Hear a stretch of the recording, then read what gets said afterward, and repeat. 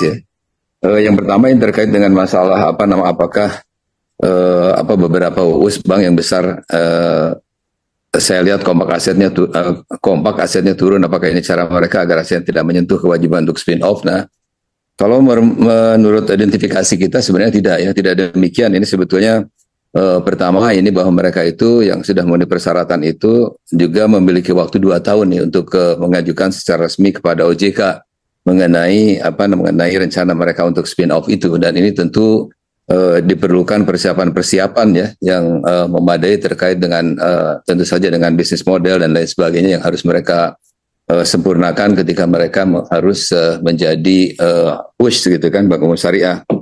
Dan kemudian juga tentu kita memperkirakan kalau spin off itu terjadi, tentu ini memang akan ada masa penyesuaian sehingga nanti pada akhirnya juga saya kira pertumbuhan itu akan berjalan secara natural saja gitu.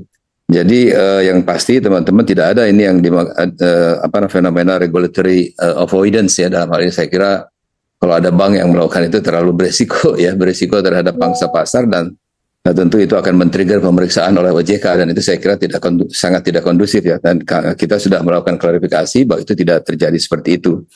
Tentu saja bahwa OJK juga karena kita juga tentu saja akan mendukung dan terus mendorong konsolidasi perbankan, termasuk tentu saja konsolidasi perbankan syariah yang tentu dilakukan melalui spin off dan merger ya. Ini saya kira konsepnya masih tetap seperti itu, undang-undang masih seperti itu, dan saya kira POJK-nya juga masih seperti itu.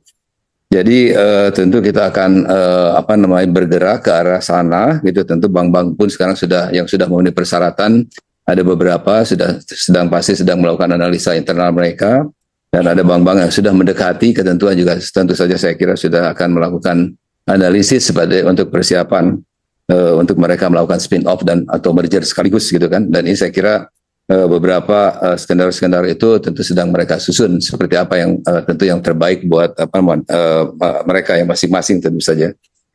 Kemudian juga tentu sama-sama kita pahami rekan-rekan media ya bahwa tujuan untuk melakukan spin off itu tujuan yang sebenarnya sangat baik ya dalam konteks dan merger sekaligus tentu saja sangat baik untuk supaya memang seperti apa yang sering saya sampaikan di berbagai kesempatan bahwa memang tidak bagus ya kalau ada bank syariah yang sangat besar sendirian seperti BSI tanpa ada kompetitor, karena ini juga akan saya kira secara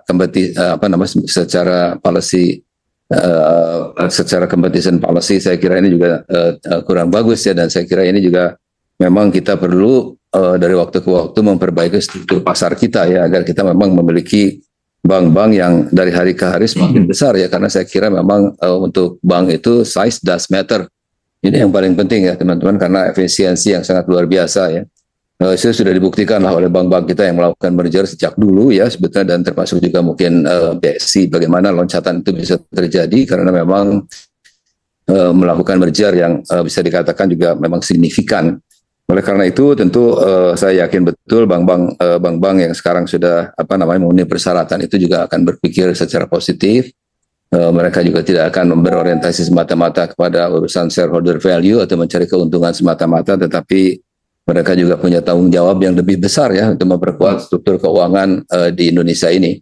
Itu sudah sama-sama saya kira merupakan pemahaman kita di OJK, pemahaman rekan-rekan DPR, dan pemahaman juga industri perbankan bahwa kita memang apalagi dalam rangka mempersiapkan Indonesia emas nanti, kita perlu memang bank-bank yang berskala sangat besar gitu kan, yang tidak lagi misalnya besar secara domestik, bahkan secara regional, secara internasional bank kita itu harus besar, termasuk juga bank syariah dalam hal ini. Nah, terkait dengan permohonan merger itu sebetulnya bisa dikatakan permohonan resmi sebetulnya yang terkait dengan BTN misalnya